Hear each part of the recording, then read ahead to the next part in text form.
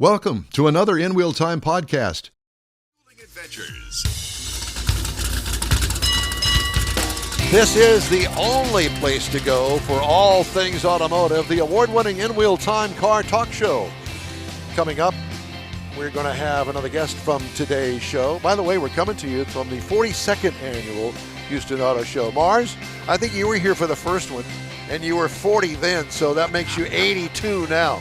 Is that right? There was a display of Conestoga wagons in the corner. In the back corner, in the back corner. But, so what you need to do is ask Don, since Don's older than I am, what was here before that? The Conestoga wagons. Caesar and his horses. Also coming chariots. up, Jeff's going to have the racing calendar. Mars has This Week in Auto History, and I'll get you caught up on the stories making automotive news headlines. Howdy. Along with Mike out of this world, Mars, we always need more Jeff Zekin. Our chief engineer, David Ainsley, got out of bed this morning. Didn't brush his hair, but he made it here, and he's our chief engineer. I'm Don Armstrong. Glad you could join us today. It's a great day. It's a beautiful day to get out and really enjoy it. Clear skies overhead. We've had a week of horrible weather here, and it's time. Yeah. Well, this particular past week. It's time now to get out, enjoy, and have fun. Air conditioned. And this is a good place to do it, too. So half of the arena, the NRG Center, is loaded up with cars. The other half loaded up with boats. And so you get a 2-for-1 here. Yep. Or a BOGO, as the girls call it. A what? A BOGO. Buy one, get one. Buy one, get one. So you buy a ticket. And you get a And ticket. not only do you get to the automotive show, but you also get the boats as well. You betcha. Yeah, I'm going to stick with the twofer. Are you? Okay. Okay, well, you just do that. You so do our that. guest now in the remote studio here of the InWheelTime Broadcasting Mega Center is Jack's son, Jeff Nicholson. There you go. And Jeff is from West Point, Lincoln. I was going to say West Point, Lincoln Mercury, but I think that brand went away a few years ago. It definitely did. It did. Definitely. You're too young to know that. But, so now it's just West Point, Lincoln. Yes, sir. That's right. And Lincoln's back. Definitely. Yeah. How many models of vehicles do you now have? We have 4. They are? The Corsair, Nautilus, Aviator, and Navigator, in that order from small to big. Okay. Oh. I like that little one. Definitely. I like that little. Is that the biggest seller for you, or is it the Navigator? The Navigator. And the for Navigator, of course, it is. Sure. Yes. I'll tell you what. The last time it's been a while since I had one, but the seats in that Navigator, oh my God! It's like you took that your favorite leather chair that you watch TV and game with, and put it in a vehicle. Ooh, it's comfy. So where do you want to start? What's down there in the West Point? Well, it's actually the Lincoln booth. I assume that you're just manning it today. Yes, sir. I'm. You're not trying to sell cars down there. You are a product expert. He's an educator. Yes, definitely. Well, in our language, it's educator. But that's okay. All right. Oh, all right. So, Jeff, where do you want to start? Well, so we have the 2025 Navigator over there on display. It is open for everybody to look at, sit in, play with. And we do have some salespeople over there that will be happy to answer any questions, even me as well. We're not going to push you to sell for anything. We're just going to give you some product knowledge and make sure that you have a great time at the Automotive and Boat Show. So obviously, to me, in my mind, the main competitor is the Chevy Suburban, the Cadillac Escalade, as I like to call it, and the GMC version of it, Yes. right? Yes, sir. And when you do your product review, if you will, for somebody that's looking at it, do you compare? Do you say, well, our vehicle does this and has this and priced this way, and if you're comparing it to the Navigator and comparing that with the Cadillac Escalade, here's what you're going to find in our vehicle. Do you do that? Yes. Because I want to know that. Gotcha. Because if I'm shopping the Navigator, I'm shopping the Escalade too. Definitely. Yeah. Aren't they priced competitively? They are. The price of the 25 Navigator did go up a little bit, but it starts at $100,000 and goes up from there. But it definitely is very, very comparable or even better than the Escalade, as you call it. Well, and because I want to know that thing, you know, and we tout on the show the really nice part about the Houston Auto Show is the fact that you can learn all of these things and compare these vehicles in one venue. I don't have to drive out to West Point and then go down the way to the Cadillac dealership. Plus, I don't have to have that sales pressure put on me. I want to come here and I want to find out about it. And that's the really cool thing to me about it. As long as I've been coming to it, which has been at least 55 years, because Conestoga wagons, you know, that's the nice thing about it. Definitely. Yeah. I love it here. We have a ride and drive outside for the 25 you do? Nautilus. Yes. Oh, for the Nautilus? Yes, sir. And where does the Nautilus fit in? Is it underneath the Navigator? So it is underneath the Aviator. It is our mid-size two-row The mid-size. SUV. Yeah. So Seems to me that would, well, that and the smaller one would be inching up on sales, probably because of the price for one, and what you get in it. Because now you're competing with things like Jaguar. yes. Yeah. Correct? Porsche. Jaguar, Porsche, Cadillac, Volvo, all of them. Yeah. And let's not forget Buick. Buick. Oh, yeah, Buick's creeping up for sure. Because he owns a dang Buick. That's why. So Don't there's feel that. bad. It used to be Cadillac. Yeah. Now it's Buick. Now it's Buick. That's Buick. Could be Lincoln. Could be Lincoln. It could be. Definitely. You We're should good. definitely come check us out. Yeah. Down there at West Point. Where is West Point? West Point is off of I-10 in Kirkwood. Right. Okay. So we also do have a Sugarland location, which is 59, roughly around West Airport area. So, and it's very nice down there. It's right next to the old Texas Direct Auto that used to be down there. Right. So That's right. Yes, I know exactly where you are. And which one are you at? I am at the Kirkwood location in I-10. Yeah. So, Well, business should be pretty good out there. Yeah. definitely. Yeah. Yeah. We are the energy corridor of Houston. So, Exactly. And we got all those people coming Now, do you through. live out there? I live in Richmond. Oh, not Oh, far. my God. Well, it's not far. It's far enough. Not far. On I-10? Yeah, I-10 in Kirkwood. You What just- time are you supposed to be at work every day? 9:30. So you get up at 9:30. 4. So he's at the tail end. So he's at the tail end of morning drive. Yeah, and he's walking in with his tie, going like that. He goes, Gotta make sure it looks spiffy. Yeah, Yeah, you know, exactly. How sometimes long that- how long have you been in car business? Almost 7 years. Almost Really? 7 years. Yes. And did you raise your hand to get in the car business? Where did you start?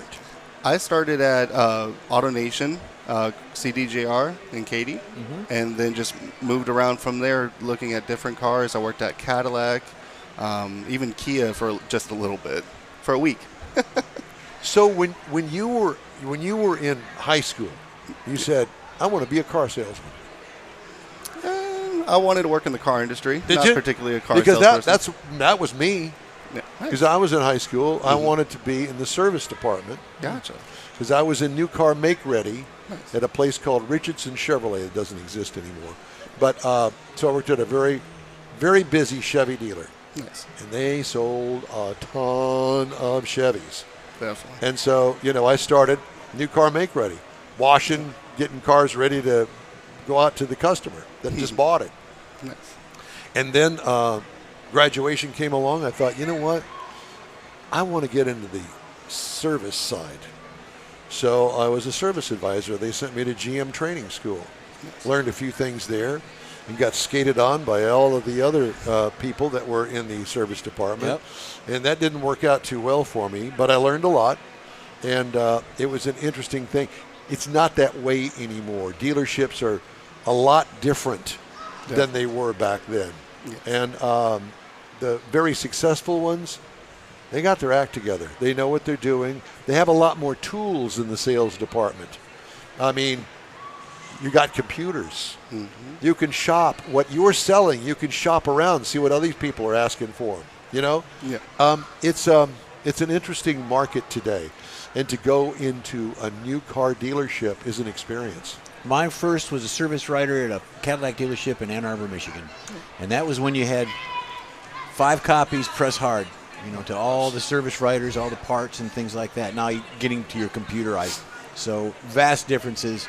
And it didn't take long to get to the computer age. But that's not where you started. You started on an assembly line. Well, I started I worked for Fisher Body in the car industry on an assembly line. But so far as public and dealerships was the Cadillac dealership. Did you have somebody pave the way to get in there? I went to high school with a guy. His dad was the GM, and he worked in service, and they needed somebody else in service, so I applied and got it. Nice. So we rode together, high school, and all that stuff. Yeah. That was kind of like me. I had a friend of mine. Yeah. So you didn't have a friend in the car business. You just went for it yourself. Yep, I just went straight for it and said, hey, I want to work. I went straight into work, and I was like, let's do this. Yeah. Well, you seem like a very approachable kind of guy. Thank you. So, if I was going to buy a car, I'd rather buy it from you. Oh, thank you. Than some old gray-haired fart that is like, curmudgeon that's been in the car business all his life. Yeah, what do you want? You want one of those? Yeah, we got a couple of them out there in the back lot. You want to go take a look at them, see if you like something? Sign this. Sign right here. You want to drive it? You really want to drive it? And speaking of that, we keep saying sign it and sign it. When I bought my vehicle, they gave me USB as all the documents. They don't hand you paper anymore, an envelope. They give you one of these. They give you a flash drive with all your documents on it. That's it. That's all your paper. Well, what do you sign? You sign electronically on the computer. Yeah. You just sign the screen. With your finger? With your finger or toe, whatever you want to sign it with, nose, and then they give you the flash drive at the end.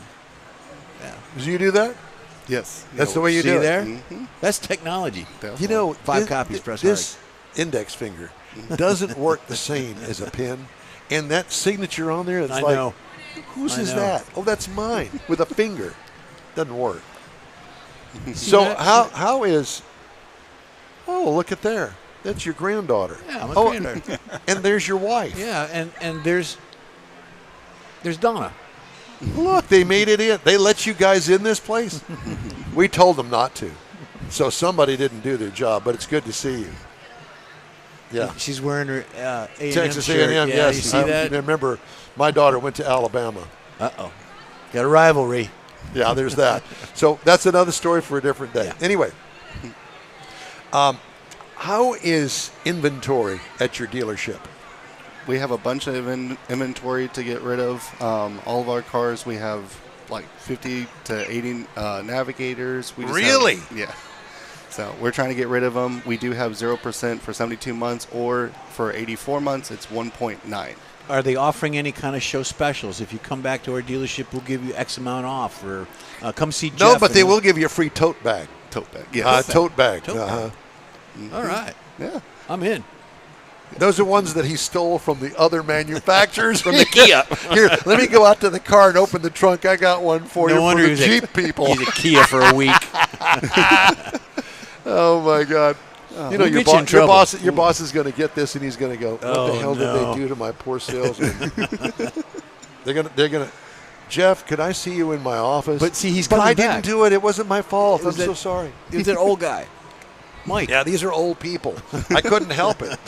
They run me out of there. I hadn't. Well, he's got to be doing something right. He came back. He's still there. He's still with West Point. So do you there have? go. So do you have 24s that you're trying to get rid of, or 25s coming in now? So the 25s will roughly be in around April to June time. Okay. We're hoping earlier, but that is kind of the time frame that we are looking at right now. Gotcha. But we do have 24s on the lot. Yep. So we're trying to move them, and just we have a great selection for sure. Yeah. So West Point, Lincoln. Now, is it that in both locations? They got 50 Navigators in both locations?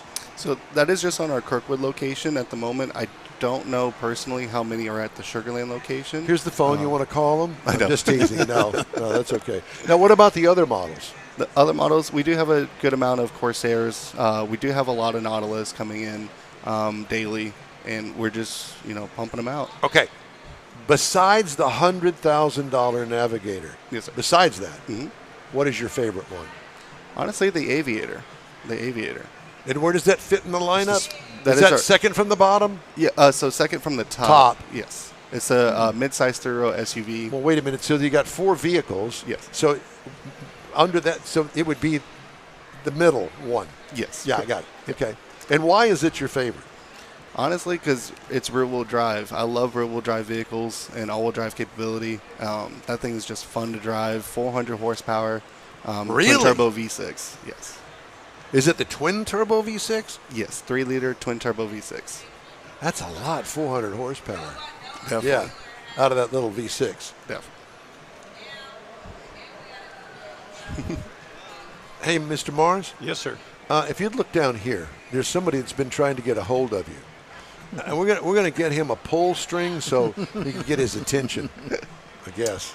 Yeah, something. Yeah, it's always something. Always something. All right. Well, Jeff Nicholson, Thank you, sir. Jack's son, West Point Lincoln. How's he doing, by the way?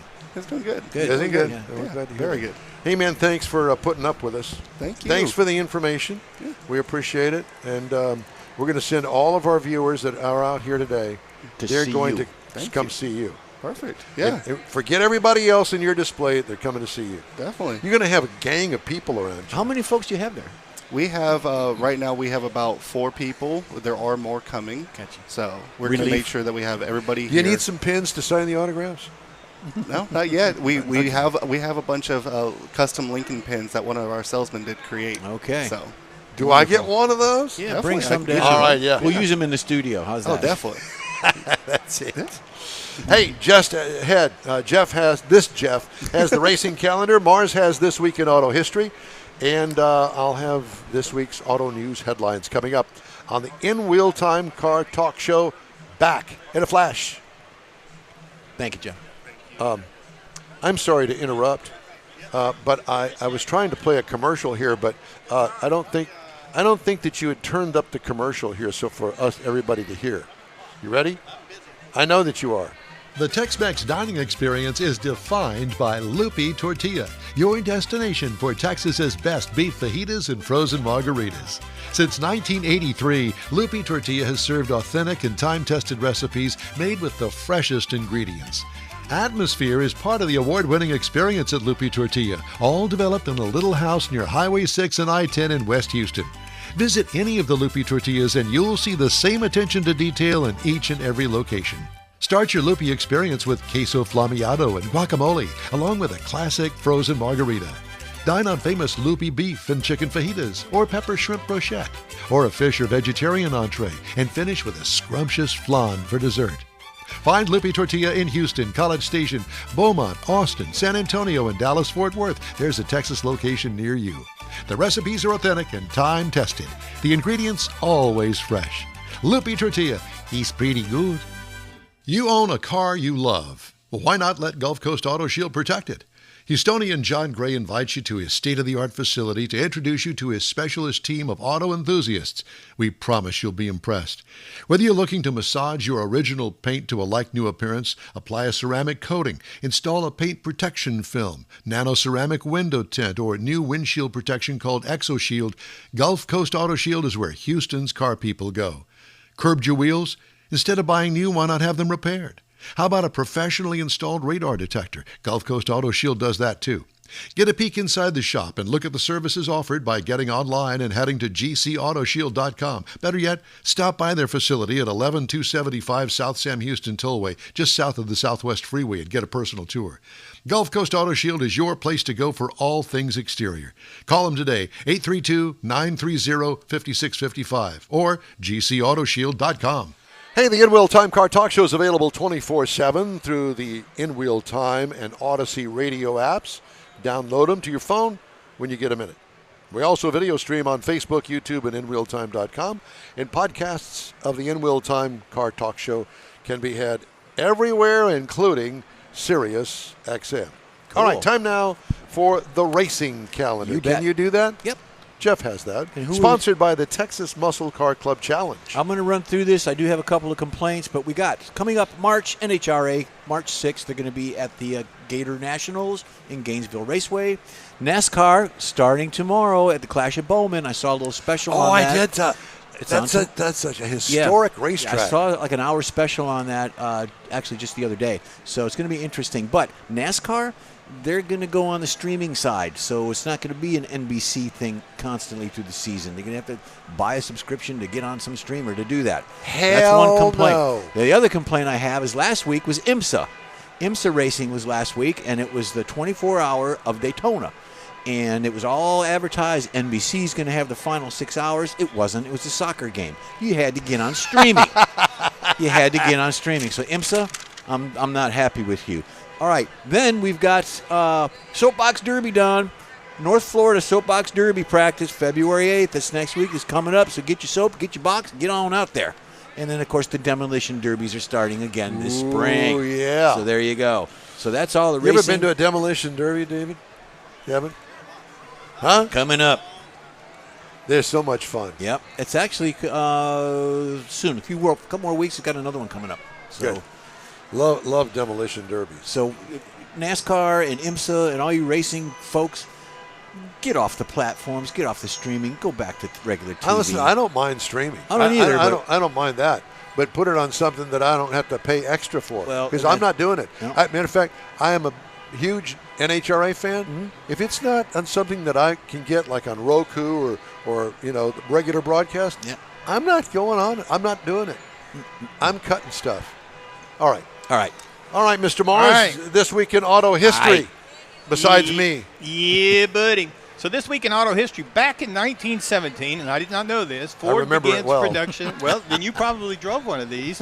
They began building the Fordson tractor. Now, I bring it up because this was one of the first affordable tractors. Did you call it Fordson? Fordson, F-O-R-D-S-O-N. Fordson tractor, okay. Introduced in 1917, it really changed the way that farmers could do, because it actually ended up replacing the horse-pulled plow.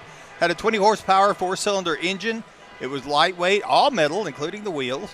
And it was actually produced in the United States, the UK, and in Ireland up until 1964.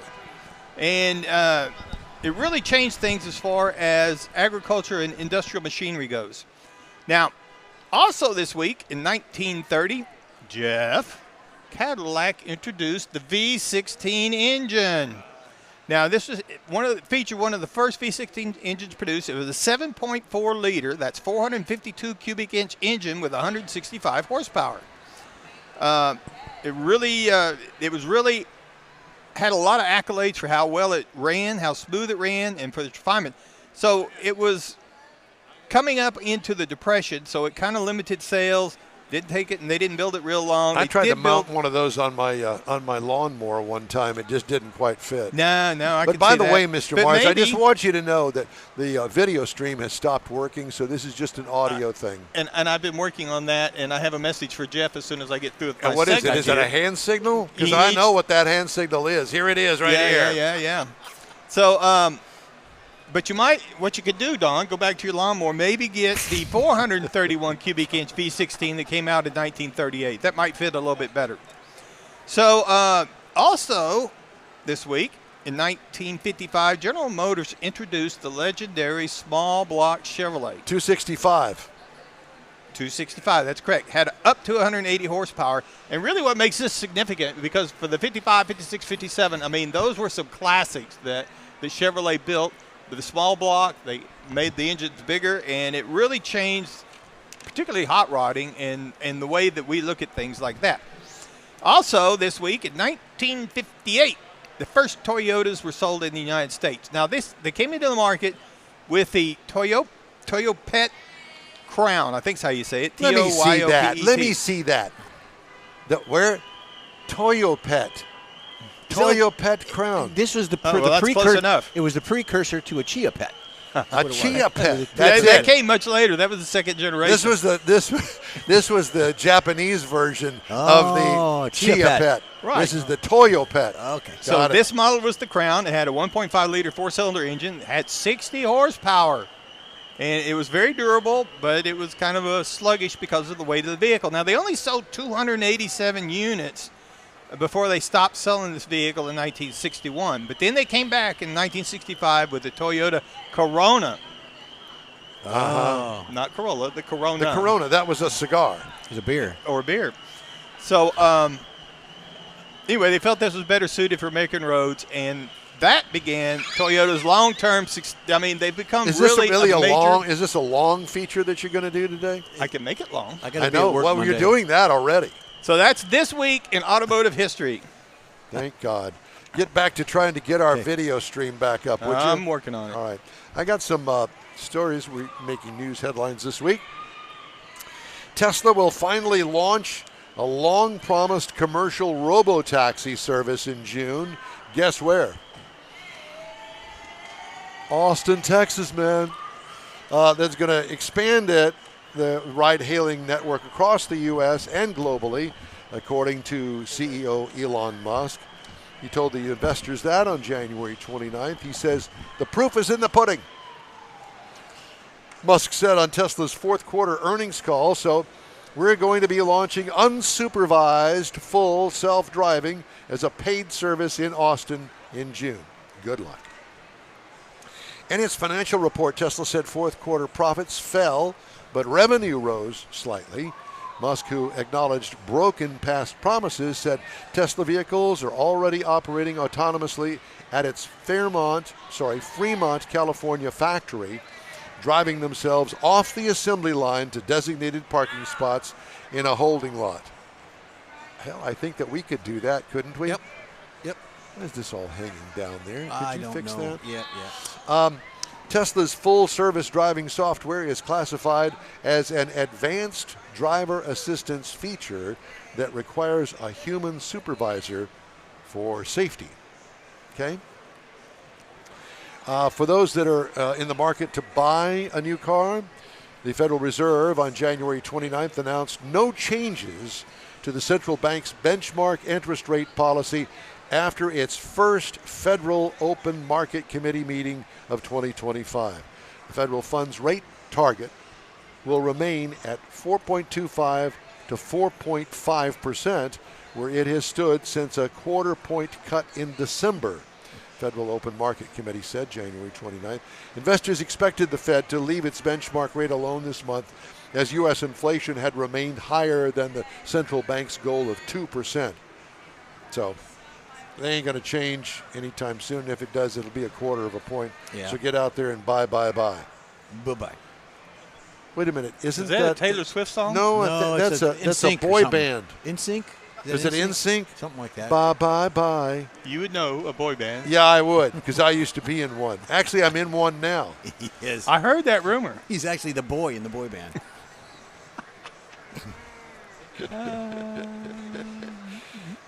And I said that out loud. He did. Yeah, he did. He said it, and I couldn't help myself, but I had to chuckle at that. We've got a lot more coming up. This is a 3-hour extravaganza that we're doing here. So is the SS Minnow. Yeah, that's right. That was a 3-hour tour. Yeah, and there's the Boative show, and we could sink at any minute. That's true. We could. We're treading water right now. Right, we are. Matter of fact, I've got recalls, and I'm going to give you the recalls at the top of the next hour because I think they're important, and if I don't do them, I'll forget and won't do them at all. Yep. And there's some important ones on here, including Ram 1500s, 2016 to 2019. But we'll give you all of that coming up. We'd love to hear from you. Shoot us an email anytime. The address is info@InWheelTime.com. We are back after this. Pro-Am Auto Accessories has been serving Houston's auto enthusiasts since 1984, providing world-class products for sports cars, European sedans, and American muscle. Pro-Am is known as the place to go to find exclusive and hard-to-find parts and accessories. Pro-Am is one of the very first distributors in the USA for brands such as Recaro, Redline, Momo, Corbo, and Simpson. Located in the heart of Houston's premier retail and service corridor, the Galleria area, Pro-Am's walk-in storefront includes an 8,000-square-foot warehouse, showroom, and installation bays. Pro-Am not only sells parts and accessories, but also offers installation and service. Pro-Am is now reaching a worldwide audience through Pro-Am.com, taking its local reputation to the rest of the world. At Pro-Am Auto, you'll be dealing with a small group of professionals who truly want to help you with your automotive needs. If you don't see what you're looking for on the website, call and Pro-Am will lend you a hand. Pro-Am Auto, 6125 Richmond at Green Ridge in Houston's Galleria area. Call them at 713-781-7755. It's time for the 47th Annual Corvette Chevy Expo in Galveston, Saturday and Sunday, March 15th and 16th at the Galveston Island Convention Center. This premier indoor event features iconic Chevrolets, from classic Camaros to America's sports car Corvette. See over 135 displays, automotive vendors, and unique finds at the expansive swap meet. You'll also see the all-handmade Galveston Craft Show, featuring over 100 local artisans. Be part of this Chevy celebration, March 15th and 16th. For tickets, visit CorvetteChevyExpo.com. That's it for this podcast episode of the InWheelTime Car Show. I'm Don Armstrong, inviting you to join us for our live show every Saturday morning on Facebook, YouTube, Twitch, and our InWheelTime.com website. Podcasts are available on Apple Podcasts, Spotify, Stitcher, iHeart Podcast, Podcast Addict, TuneIn, Pandora, and Amazon Music. Keep listening, and we'll see you soon.